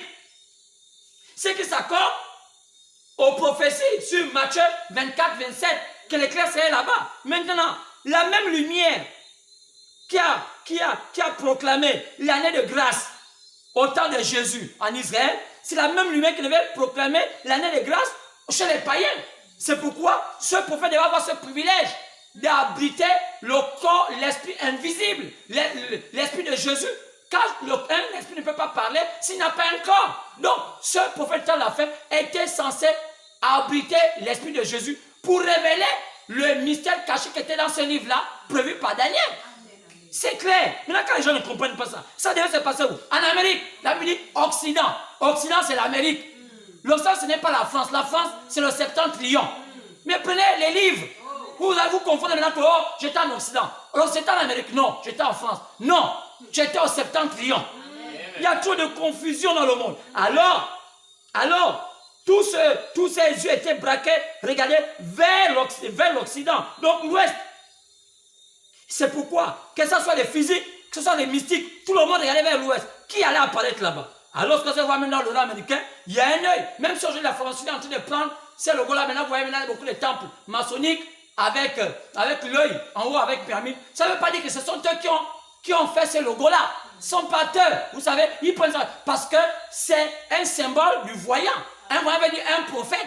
Donc, un prophète est toujours censé apporter le temps de liberté. C'est pourquoi l'une des lois fondamentales, l'une des doctrines fondamentales des francs-maçons, c'est la liberté de l'être humain. Quand vous partez par les maçons, ils vont toujours dire que nous, on prône pour la liberté de l'âme, la liberté de l'être humain. Chacun est libre de penser comme il veut. Pourquoi? Parce qu'ils tirent cela de tout ce qui était prévu par rapport à la Bible. Alors, c'est pourquoi, après cela, nous voyons en fouillant en profondeur, en faisant des recherches, en faisant des comparaisons des hommes, pour trouver la personne appropriée par rapport à cette prophétie, on a vu que au XXe siècle, 3 personnes ont marqué l'histoire du christianisme. Au XXe siècle, est-ce que les Gabonais savent ça? Qu'au XXe siècle, il n'y a eu que 3 hommes qui ont marqué, les 3 grands hommes qui ont marqué l'histoire du christianisme sur toute la terre. Même quand vous rejoignez les églises éveillées là, vous savez pas comment ils sont nés? Vous allez voir que chaque église tire sa référence par rapport à l'un de ces hommes. Vous allez voir que par exemple, je prends l'exemple de Béthanie, qui est la première église éveillée du Gabon. Aujourd'hui, Béthanie était sous la coupole de la logique de pensée d'un homme qu'on appelait Billy Graham. Allez-y voir les gens de Béthanie, vous avez dit, attends, qui vous a tellement procuré les brochures des telles sortes que vous prêchez aujourd'hui? Ils vont dire que nous, on connaît Billy Graham comme étant notre père. Mais aujourd'hui, quand on parle de l'évangile, rare, vous allez voir rare de fois que les gens disent que non, Béthanie là, après avoir renié le message de William Branham, ils se sont accrochés à un père par adoption qu'on appelait Billy Graham. Ils ne parlent pas de ça parce qu'ils n'aiment pas parler des origines. Parce que dès qu'on découvre que vous êtes attaché à Billy Graham aux États-Unis était devenu quelqu'un qui n'est pas clair, de peur qu'on vous taxe ici de faux. Mais comment renier son père? Même s'il est faux, on ne nie pas son père. Si Bethany est honnête, il doit dire, nous, après avoir renié le message de William Branham, on s'est accroché à Billy Graham. Non, notre père dans la foi, c'est Billy Graham. Maintenant, allez-y voir la logique des pensées de Billy Graham. Vous allez comprendre comment pense Bethany. C'est dommage que les Gabonais ne veulent pas quoi. Oh non, lui là, c'est un faux pasteur. Donc, il y a eu 3 hommes. Il y a eu Billy Graham, il y a eu Oral Roberts et il y a eu William Branham. Donc, ils sont 3 grands hommes qui ont marqué l'histoire du christianisme au XXe siècle. Quand tu ne connais pas ça, tu es foutu. 3 grands hommes qui ont marqué l'histoire du christianisme au XXe siècle. Donc, il va maintenant comparer par rapport à ces 3 hommes à qui Dieu a donné le mandat d'ouvrir tous les mystères. Maintenant, il faut maintenant voir le comportement et la qualité du message qu'il devait apporter. S'il faut regarder de plus près les 3 hommes de Dieu que Dieu avait utilisés, qui ont marqué au XXe siècle, pour voir qui était le prophète choisi, on devait regarder leur message, la pratique de la parole qu'ils faisaient, ces hommes. Quoi? Leur vie, la vie de la parole qu'ils avaient. La manifestation de la puissance de Dieu, donc du Saint-Esprit, au travers de leur ministère. Aussi longtemps que tu ne peux pas comprendre cela, quoi? Il y a leur message, un homme de Dieu ne s'identifie pas par sa figure, par la qualité du message qu'il prêche. La pratique de la parole du message qu'il prêche. La vie de la parole qu'il a. Comment il vit cette parole-là. Oui, et la manifestation de la puissance du Saint-Esprit au travers de son ministère. Donc, cette chose-là doit être réunie. Et notons bien qu'il y a 3 choses qu'un pasteur ne doit pas faire. Il ne doit pas disloquer la parole. Il ne doit pas mal interpréter la parole. Il ne doit pas faire quoi? Il ne doit pas placer hors de son contexte la parole. Donc, il ne doit pas parler la parole hors de son contexte. Quand ces 3 choses-là, tu ne le fais pas, automatiquement, Dieu ne peut pas te choisir. Parce que tu peux faire des choses sans contexte ce que Dieu a demandé de faire. Donc, c'est exactement ça. Les 3 choses. N'est pas disloquer la parole. N'est pas mal l'interpréter. Et n'est pas placer la parole hors de son contexte. C'est ce que les gens font aujourd'hui. Et les gens croient à la fausseté à cause de ce genre de choses. Alors, à ce grand test qui a été fait, des 3 hommes, le seul qui a rempli ces critères, c'est William Branham. Parce que quoi? Si on prend Oral Roberts, allez lire l'histoire d'Oral Roberts. Dans son église, il faisait le rock. C'est pour ça que quand vous voyez par exemple le mouvement de notre frère Mark Joktal, c'est un fils d'Oral Roberts. Le mouvement des gens qu'on appelle comme les Tibi Yeshua, c'est le mouvement d'Oral Roberts. Benny Hinn, c'est leur père, Oral Roberts. Tous ceux-là sont en sortie du ministère d'Oral Roberts. Quand vous voyez aujourd'hui l'histoire de la délivrance, ce sont les gens d'Oral Roberts. Maintenant, quand vous voyez les gens qui font dans la sanctification, ce sont les gens de Billy Graham. Oh non, la sanctification. Oh, la sanctification. Oh, ceux-là, ce sont les gens de Billy Graham. Malgré ça, ils vivent le péché en cachette. Ça, ce sont les gens de Billy Graham. Maintenant, oh, combat spirituel. Ça, c'est la réforme maintenant d'Oral Roberts. Donc, ce sont les 3. Mais quand vous voyez la vie des 3, seul a pu marcher droit avec la parole, c'est William Branham. Parce que les autres là, c'était les rockers en Jésus. Vous voyez leurs églises. Vous voyez même l'histoire d'Oral Roberts. Il a même sa coupe de cheveux, c'était un peu la coupe de cheveux d'Elvis Presley. Donc il était fan d'Elvis Presley, qui était le plus grand record de cette époque. Ça vous a remarqué qu'il y a beaucoup de cantiques même que Oral Roberts a initié dans leur mouvement qui sortaient de Elvis Presley. Donc comment un païen peut influencer par ces chansons? On danse à l'église. Et c'était comme ça. Et quand on peut aussi voir Billy Graham. Billy Graham a préféré, même si Oral Roberts était aussi dedans, a préféré être un adepte, sinon être un membre de la loge maçonnique. Alors qu'on n'interdit pas d'aller apporter la lumière. Si aujourd'hui, les frères maçons, les messieurs maçons me demandent, Jean-Luc, qu'est-ce que tu en penses par rapport à tel point de vue? Est-ce que tu peux nous apporter ça? Moi, je peux l'apporter. Mais là, pour devenir membre de leur loge, non. Mais Billy Graham est devenu membre. C'est pourquoi le que Billy Graham était celui qui introduisait les présidents aux États-Unis. Pourquoi? Parce qu'il avait accepté d'appartenir à la confrérie maçonnique. Donc, au lieu d'apporter la lumière, alors la confrérie maçonnique a avalé notre frère Billy Graham. Donc, c'est là qu'il y a un problème. Donc, alors que William Branham, quand on voit de tout ça, les maçons l'ont appelé, il les a montré le point de vue de Jésus-Christ. Ils ont même dit, on n'a jamais vu un tel ministère. Ils se sont inclinés pour dire, ah Seigneur. Vous allez voir même la plupart des prédicateurs, il m'a dit, oh j'étais invité à la salle des maçons de tête. Il était à les apporter, quand la Bible dit, à apporter la lumière partout où vous trouvez.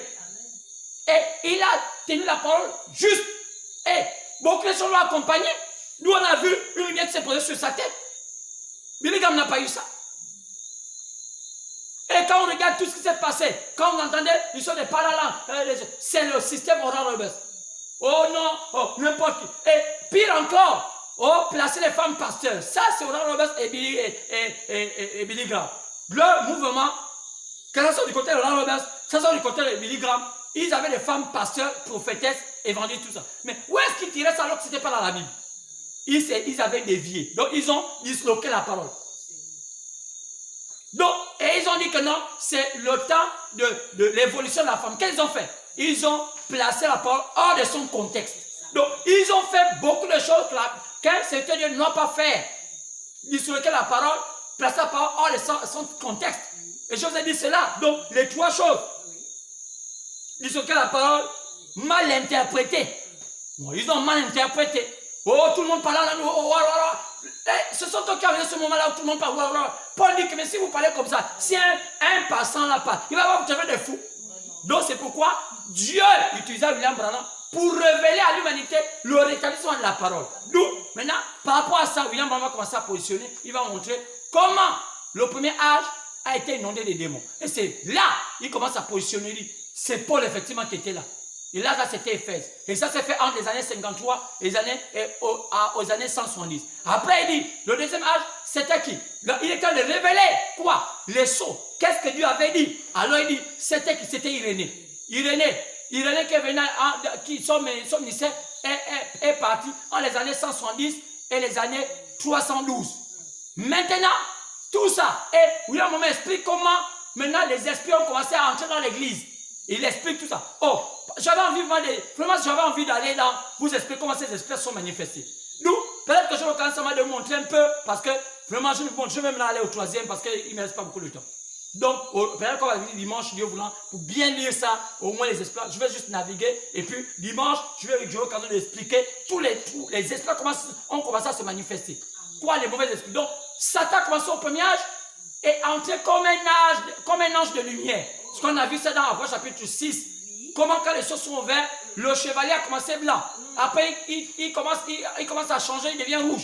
Après, il devient noir. Quoi c'est? Satan changeait des dispensations. Nous allons comprendre que quand on dit que Satan gère le monde, mais il gère le monde comment? Le monde a des institutions sur lesquelles repose la pensée humaine. Si on parle, il y a la politique, il y a l'armée, il y a l'économie et il y a la religion. Je vais faire comprendre que les 4 pouvoirs qui gèrent le monde, les 4 grands pouvoirs qui gèrent le monde, parce que ce sont les 4 grands pouvoirs qui gèrent le monde. Si tu as le pouvoir militaire, politique, tu deviens dangereux. Tu as le pouvoir militaire, regardez comment les militaires renversent les pays. Quand tu as l'armée, c'est une puissance solide. Tu as aussi le troisième pouvoir, l'argent. L'armée peut faire l'armée, s'il n'y a pas d'argent, il n'y a pas d'armée. Donc maintenant, hormis ça, il y a le pouvoir mystique qu'on appelle le pouvoir religieux. Donc, pour gérer les militaires, il faut avoir un esprit puissant. Donc, les 4 pouvoirs-là qui gèrent le monde, Satan s'incarne à l'intérieur pour contrôler la terre. C'est quand on dit qu'il le met la terre. Maintenant, les 4 pouvoirs-là, le pouvoir le plus élevé qui domine tous les pouvoirs, ce n'est pas la politique. Ce n'est pas l'armée. Ce n'est pas l'économie. C'est la religion. C'est quand on que quelqu'un, quand il passe au pouvoir, il est obligé de créer ce qu'on appelle aujourd'hui le monde qui est dans ce qu'on appelle comment on appelle ces mondes-là, les républiques. Ils ont ce qu'on appelle une autre manière de concevoir la spiritualité. Ils ont ce qu'on appelle des loges. Pourquoi? Pour que lorsqu'un président prend le pouvoir, les gens qui l'accompagnent sont censés partager la même loge que lui. Donc, la même vision de la pensée que lui. Donc, même les militaires, quand on a fait l'armée, même les militaires ont une loge. Parce que depuis la nuit des temps, l'armée a toujours une loge. Donc, même les militaires, quand tu rentres là-bas, on dit c'est la grande muette. Il y a des choses qu'il ne doit pas parler, dire. Parce qu'il signe l'engagement pour dire je suis militaire. Et quand tu es militaire, il y a des choses que tu ne dois pas dire. Donc, mais pour les contenir, il faut aussi quoi? La spiritualité. Donc, de tous les pouvoirs, le pouvoir où Satan est tellement dangereux, c'est la spiritualité. Et il est subtil. Jésus a dit à Matthieu 24 que quand il est dans cette position-là, il n'est même pas facile de discerner. Parce qu'il ne gère pas physiquement l'homme, il gère spirituellement l'homme. Donc quand tu es même debout, tu vois Satan te manipuler. Il n'a pas besoin de t'attraper. Il peut mettre à Paris. Le fait seulement toi-même consciemment, tu as dans ton être qui te dit que là Satan me bloque. Mais comment il fait? C'est pourquoi nous sommes à un temps où un des vrais ouins, vous devez les écouter. Sinon, quel cas, vous allez mourir dans votre médiocrité. Vous allez mourir dans votre idiotie parce que Dieu vous prend pour le temps de vous envoyer ses ouins pour vous éclairer. Et vous dites que non. Donc, c'est pourquoi, quand je parlais, parce que je dis je vais revenir sur les manifestations de premier temps de Satan, les manifestations du deuxième temps de Satan et les manifestations du troisième temps, je vais peut-être être griffé parce que nous sommes presque en train d'arriver à la fin. Donc, notre vidéo ce soir. Donc dans le troisième temps, qu'on appelle l'âge de Perga, parce que l'âge d'Éphèse voulait dire, c'était des noms qui avaient des significations. Éphèse voulait dire, viser, relâcher. Donc, ils avaient d'abord le zèle. Après, ils se sont affaiblis. C'est ce que la Bible nous dit, Jésus dit à les gens qui sont à Éphèse, dit, réveillez à votre premier amour, quoi? Le zèle. Le zèle de l'évangile. Les problèmes de la vie nous amènent à être affaiblis. Donc, évitez trop d'être affaibli par les problèmes de la vie. Évitez de faire le match vu. Si tu as 1000 francs, apprends à manger avec tes 1000 francs. Que de chercher à avoir 100 000 que tu ne vas pas trouver, tu vas mourir dans ta cupidité. Amen. Donc, qu'est-ce qui fait aujourd'hui que les gens sont dans cette cupidité? Parce que Dieu n'est pas en eux et Satan les amène à un esprit de choses qu'ils ne peuvent pas obtenir et ils vont là, ils meurent. C'est pourquoi c'était Éphèse le premier temps. Viser, relâcher. Deuxième temps, Smyrne. Smyrne vient du mot qu'on appelle la myrrhe. La myrrhe, c'est le produit qu'on fait l'embaumage. Quand on momifie les gens, c'est le produit qu'on fait l'embaumage. Donc, on a appelé ça Smyrne. Donc, pourquoi? Parce que si ça momifie les gens, c'est que sa mère, c'est un temps amer, qui veut dire un temps de ténèbres. Donc, au fur et à mesure que les âges avançaient, l'État avançait, Satan était en train de prendre le contrôle sur la terre et même dans l'église. Pourquoi? Parce que Satan a pris le contrôle de tous les autres pouvoirs. La politique, l'armée, l'économie. Regardez César. À qui on mettait l'argent, quel était l'effigie qui était sur l'argent? C'était César. Amen. Même nous, à notre époque, quand on avait grandi dans les années 85, 86, 85, les figures des présidents étaient sur nos billets. Donc, quand je regardais sur le plan du président gabonais, ou bien le président camerounais, donc chaque pays d'Afrique centrale avait son président dans le billet. C'est un peu le type, l'économie. Aujourd'hui, ça a changé. Donc, tout ça, Satan avait le contrôle maintenant. Mais, ce qui manquait à Satan, c'est de prendre le contrôle de la religion. Donc, la chose surnaturelle, pour ne plus contrôler les gens, physiquement comme fait la politique, physiquement comme fait l'armée, physiquement comme fait l'argent. Parce que pour l'argent peut t'embêter que physiquement. Quand tu as besoin de l'argent, il faut un billet. Amen. Quand tu as besoin d'un poste pour avoir un bon poste, il faut un homme politique pour te positionner quelque part. Quand tu as besoin d'avoir un parent pour t'aider bien, je ne sais pas, tu vas aller voir l'armée comme font beaucoup les Gabonais, les parents, oh non, va maltraiter telle personne, va. Donc tu cherches un parent militaire pour venir maltraiter l'autre, pour pensant que tu fais bien. Donc ça c'est quelque chose de physique. Mais la spiritualité, c'est en distance.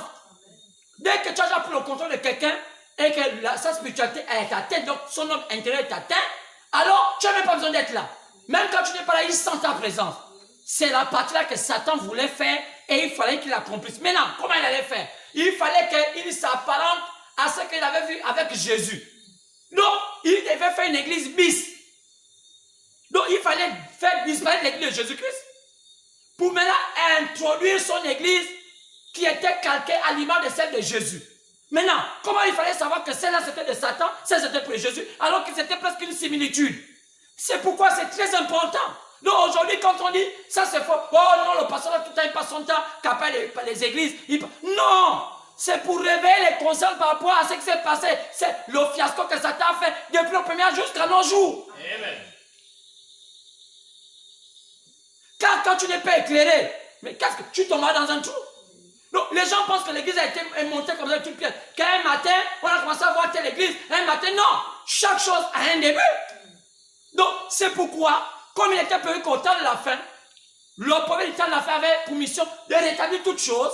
Mais rétablir toutes choses, c'est quoi? Mais c'est ramener chaque chose à sa position initiale. Alors, on était clair que Smyrne voulait dire amer.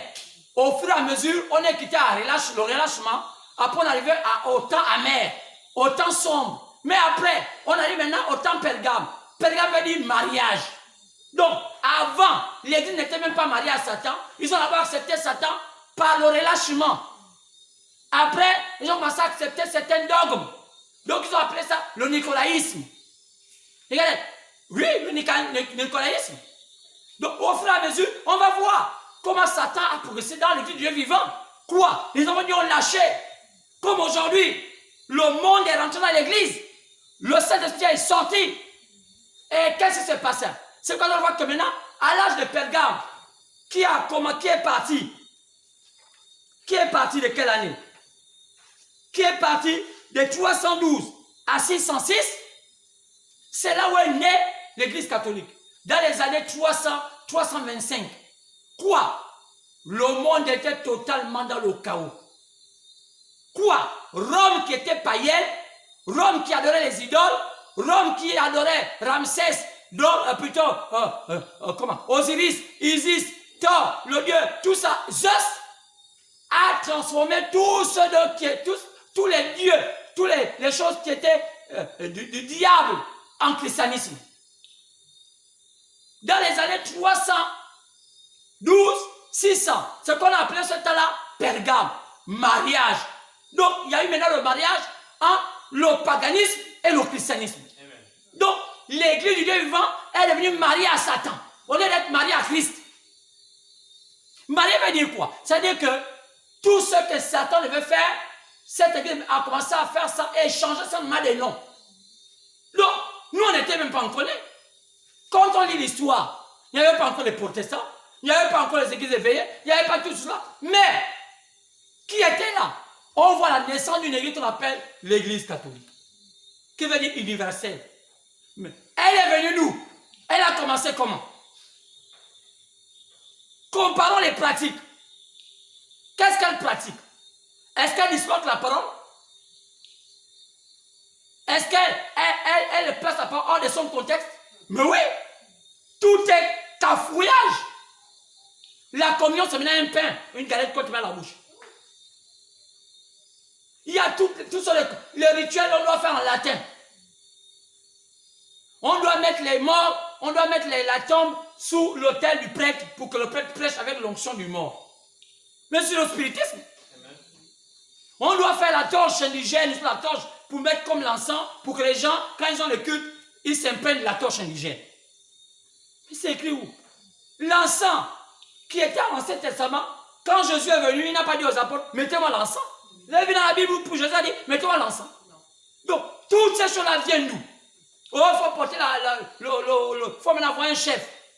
Le chef, on va l'appeler pape. Et on doit écrire sur sa chaise, Vicarius Filii Dei, remplaçant du Fils de Dieu. Oh! C'est tout. Même Pierre n'a jamais dit qu'il va être remplaçant de Jésus. Même Paul n'a jamais dit. Il dit, je suis indigne. Quand on a voulu tuer Pierre, comment on avait tué Jésus? À la croix. Il dit, non, renversez-moi la croix. Amen. Pourquoi il l'a fait? Il dit non. La Bible dit, ne faites pas les images. Prenez pas les images du ciel et vous les répercutez sur la terre. Les images taillées. Amen. Maintenant, on voit maintenant quoi? Une femme qui porte un enfant, on dit que c'est Jésus. Qui l'a vu? Et si on l'a vu, regardez bien comment c'est cet enfant. Tout le temps, il est bébé. Il n'avait pas changé. Oh, faites aussi la prière à Marie. Jésus nous a dit de faire la prière à Marie. Oh, quand l'ange avait salué Marie, c'était la prière. Lisez, est-ce que c'était une prière, c'était une salutation? Donc, on appelle ça disloquer la parole. Et le monde est là-dedans. Donc, il faut... Oh non, il y a maintenant, non, il faut connaître, oh, il faut faire les mystères, il faut faire les carêmes, tellement de choses. Qu'est-ce qui fait ça? L'aveuglement du monde. Amen. Donc, entre l'an 312 et l'an 606, c'était une année compliquée pour la terre. C'était le 3e temps. Et celui à qui Dieu a donné le mandat de révéler cela a fait de profondes recherches. Il a compris que non, la lumière maintenant partait vers l'Europe. Il a trouvé un Européen à qui tenait ferme à la parole. On l'appelait Martin de Tours. Donc, Tours, que vous voyez la Tour là, de France, là. Il y a un homme de Dieu qui était né là-bas. Mais est-ce que les Français connaissent encore l'histoire? Non. Que les choses inutiles. Des bons parleurs. C'est pourquoi les Allemands nous ont d'abord pris un temps. Les bastonnés. Malgré le fait que Dieu a permis qu'on bastonne les Français à la Première Guerre mondiale, à la Deuxième Guerre mondiale. Si ce n'était pas les autres qui étaient venus aider les Français, je vous dis aujourd'hui, ils avaient été des esclaves allemands. Mais ils ne connaissent pas ça parce que la longue bouche des Français. Ils ont la longue bouche, mais il n'y a pas la force. Un Français a la longue bouche. Ils ne connaissent pas Brimel aux Gabonais, les Africains. Mais allez-y toucher même les Russes. Allez-y toucher les hommes comme vous allez voir si vous êtes forts. Quelle a la longue bouche. Mais, comme vous êtes aussi nos pères, nous on n'a que la longue bouche aussi comme vous. Tout Gabonais comme un Français. Nous on a notre longue bouche. On est faible. Parce que l'enfant ne s'apparente qu'à son père. C'est pourquoi beaucoup de pères africains se moquent des Gabonais. Mais aussi avec notre longue bouche, on est aussi fort. C'est la longue bouche là. Donc, pourquoi Dieu? Dieu, pour amener les gens, il permet les situations. Donc, les Français, malgré la baston contre les Africains, ils ont monté toute une ville, Pigalle. Ils ont contaminé l'Amérique. Sachant que l'Amérique est un bon pays propre. Venez voir comment les femmes sont nues, dansent nues. Ah! Tout ça pour nous amener un chaos. Voilà comment aujourd'hui, Martin de Tours était né en ce temps-là, dans les années entre 312 et 606. Mais c'était un temps compliqué. Satan marié à l'église. Frère, ténèbres totales. Les saints maintenant fuyaient dans les maisons. Faisaient les cultes en cachette. Il y avait encore quelle église? Il y avait 2 esprits maintenant. Le nicolaïsme qui avait commencé le premier âge. Donc, nicolaïsme avait dit que Nickel est laïque. C'est Nikao. Donc, Nickel est laïque. Laïque là qui veut dire les fidèles. Il fallait les niquer, donc les dominer. Mais dominer avec quoi? La politique était rentrée dans l'église. Il y avait plus l'histoire des pasteurs. Non, il y a maintenant le archibishop pasteur. Donc, tu parlais, on te bastonnait. L'autre Saint-Esprit te met dans la bastonnade. Mais tout le monde en fait. Il y a un autre esprit rentré, le balanisme. Quoi? Entrer les gens dans le chaos. La Bible nous dit que vous avez préféré manger des nourritures sacrées aux idoles. Mais qu'est-ce que ça veut dire nourriture sacrée aux idoles? Les gens pensent que c'est le mouton du marabout qu'on mange. Non! Les nourritures sacrées aux idoles, ça veut dire que la parole de Dieu qui est tronquée, que les gens avalent. C'est la spiritualité. La nourriture sacrée aux idoles, ça veut dire que la nourriture de Satan, on a donné ça aux enfants de Dieu. Comme vous entendez aujourd'hui. Oh non, maille de nuit, oh sirène, oh sirois. Mais frère, est-ce que vous réfléchissez même un peu? Qu'aujourd'hui, les pasteurs sont dans le chaos. Ils imitent les païens pour prêcher l'évangile. Sirois, sirène, maille de nuit, femme de nuit. Ah, mais allez-y vers celui à qui Dieu a donné un mandat pour demander qu'est-ce que quand il y a tel phénomène, ça veut dire quoi? Ils ne veulent pas. Pourquoi? Des enfants rebelles, dit la Bible. Des enfants inconvertis. Donc, ils ont suivi la religion, ils n'ont pas suivi la parole. Oh, la sirène. Oh, Mami Wata. Un jour, on a commencé à dire à Jésus, oh, tu es un fantôme. Jésus n'a même pas voulu parler. Arrêtez. Arrêtez-moi vos histoires là. C'est quoi? Expliquez-moi vos affaires les fantômes. Tu es un fantôme. Qui avait appris au Pierre des choses comme ça. C'est dans les histoires du quartier. Oh non, c'est un fantôme. Explique-moi, c'est quoi fantôme? Oh, fantôme, c'est un homme, on ne sait jamais. Ah, Pierre. Jésus a dit, arrêtez. Vos doctrines, vous l'amenez encore fantôme là. Mais aujourd'hui, même si le Seigneur était là, d'abord il est là encore présent. Amen. Tout est, on écoute. Si on écoute aujourd'hui les dictionnaires que les églises ont amenés, parce qu'après les catholiques, on va voir comment sont nées ces filles. Mais ces filles ont fait pire que la mère. Comme une demoiselle qui a fait ses enfants après la divorce de son mari, comment deviennent les femmes, les filles? Plus que leur mère. Et leur mère devient comme une vieille cocotte qui est là qui attaque les recettes. Elle est déjà fatiguée. C'est comment l'église catholique avec ces églises? Amen. Elle attaque les recettes. Donc, toute la gabegie, le désordre qu'elle a fait depuis. Pour dire, oh, ça sont mes filles quand j'étais jeune, c'est comment ça s'est passé. Aujourd'hui, on voit Jésus éveillé, mais c'est l'église catholique à sa jeunesse. Oui. Mais ils ont souvent changé. Oui. Quand tu dis même ça, allez, il y a aussi. On ne peut pas dire, regarde Jésus, toi aussi. Oh, il y a comme regarde Jésus. Quel regarde Jésus? Oh non, on ne peut pas ramener en moi de nuit. Oh. Ah! Mais même votre vieille mère n'allait pas. Mais c'était pas son époque. Nous, maintenant, c'est notre époque. Un chrétien parle en boîte. Ah! Hein? Tu vois un pasteur, il est en boîte de nuit. Il danse le zouk. Il danse, il sert les femmes. Et il sort là, il dit, oh Jésus va, Dieu te bénisse. Mais nous sommes devenus un temps sale. Et les fidèles et les pasteurs se retrouvent dans les boîtes de nuit. Amen. Et c'est pas dans les boîtes de nuit, les églises deviennent aussi les boîtes de nuit. Parce qu'il y a ceux qui ont peur d'aller là pour qu'on les taxe pas des bandits. Mais ils ont amené la boîte de nuit dans l'église. Frère, c'est 2 minutes de parole toute la journée, au matin, au soir. C'est ils zouk en Jésus. Et tout, ils ont maintenant pris leurs petits-fils qui ont l'héritage. Et les petits bras, voilà les petits bras de l'autre en bout. Et les mamans sont dédansées. Ça, c'est trimousse. Vous voyez des atmosphères qui naissent. Où les femmes, parfois, ils ne veulent même pas s'atteler. Ils déclenchent. Le coup de rein commence. Parfois, ils bloquent l'oreille pour dire, oh non, je suis là en Christ. C'est faux, elle est encore en vie. Dès que la chose la déclenche comme ça, la soeur commence à tourner les reins. Mais tu dis, mais soeur, c'est comment? Oh, là, ça m'avait déjà pris. J'étais de l'autre côté. Mais tu es de l'autre côté comment? Donc, tu n'es pas là. Depuis là, tu n'es pas converti. L'offrande, c'est parfois, il dit, non, je connaissais un là, je crois qu'il est déjà décédé. Il disait, oh, la lance en Jésus, Jésus. Il tord son cou, son pied, un vieux papa, un message. Il fait comment? Jésus. Mais je dis, ah! Oh, c'est la danse de Jésus. La danse de... Mais un clown. Mais bon, comme il est mort, on ne peut pas en parler. Mais c'était triste. C'est pourquoi l'âge de Pergame, qui a déclenché au 4e siècle, en 312, jusqu'en 606, un esprit est né. Vous allez comprendre que quand Satan fait mariage, on va écouter dimanche prochain. Parce que je dis qu'on va revenir à comprendre comment Satan s'est introduit dans ces temps jusque, parce qu'on va arriver au 4e temps.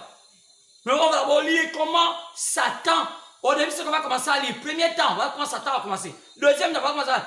Vous allez voir comment à Pergame, il est devenu plus dangereux. Tous les symboles aujourd'hui que les hommes occultes utilisent, c'est là où ces symboles sont sortis. Les triangles.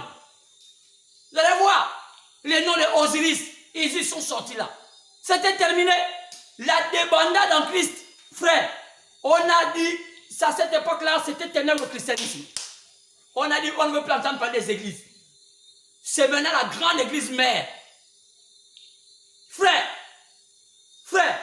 quand on voit ça, les gens écoutent ça que dans l'histoire. Mais s'ils avaient vécu en ce temps-là, je ne sais pas. Mais gloire soit à Dieu, que Dieu n'a pas permis que tu vives en ce temps-là. Il a permis que tu vives au temps où tout est calme, les autres ont travaillé, toi tu viens seulement t'asseoir pour dire Jésus est merveilleux. Mais profite-en. C'est ça, frère. Donc, l'âge de Pergame était l'un des âges les plus sombres de la terre. Satan était marié à l'église. C'est ce qu'on appelle ça Pergame. Pergame veut dire mariage. Je dis, on va revenir pour voir comment Satan a fait le premier pas. Parce qu'on a commencé à voir les messages. Parce que aujourd'hui, le message de ce troisième âge s'appelait Martin. On va voir comment Satan a commencé le premier âge. Les messages du premier âge, du deuxième âge, du troisième âge. Vous allez voir comment. Je dis, au troisième âge, il est devenu plus dangereux. Vous allez voir, Pergame, de toutes les villes les plus diaboliques de la terre.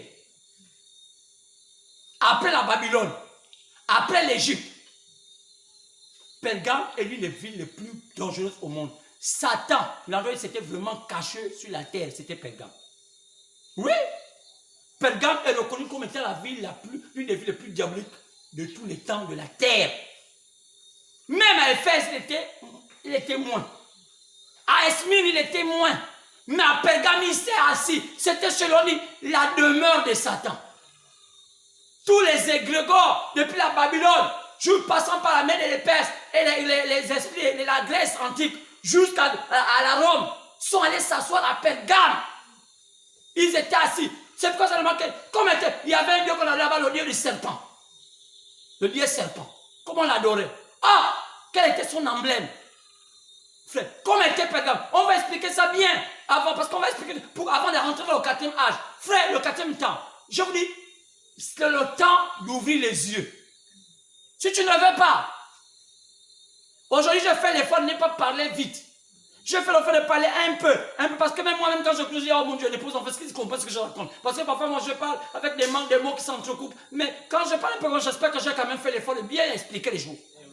Maintenant, si vous avez compris, tu te répands la portion que tu as là. Même si tu as accouché 16 jours, reviens au Seigneur. Amen. On doit avancer quand Dieu est en train de faire un travail. Alors, dormez bien. On se retrouve dimanche. Mais publiez ça, donnez à vos amis. Dites, le temps est venu, Dieu est en train de visiter le Gabon. Dans ce silence-là, Dieu est en train de visiter le Gabon. Si on a le coronavirus là, a permis que Saint-Temps, Dieu veut vous visiter. Amen. Quand on va démarrer les églises, le diable va encore se lever pour vous embrouiller. C'est ce temps-là qu'il est en train de faire tout pour vous nous écouter. Pourquoi Dieu a voulu qu'on connaisse l'histoire comme ça corsé? C'est pour qu'on puisse connaître Dieu. Amen. Alors, on nous retrouvons dimanche, Dieu voulant. Amen. Que Dieu vous bénisse.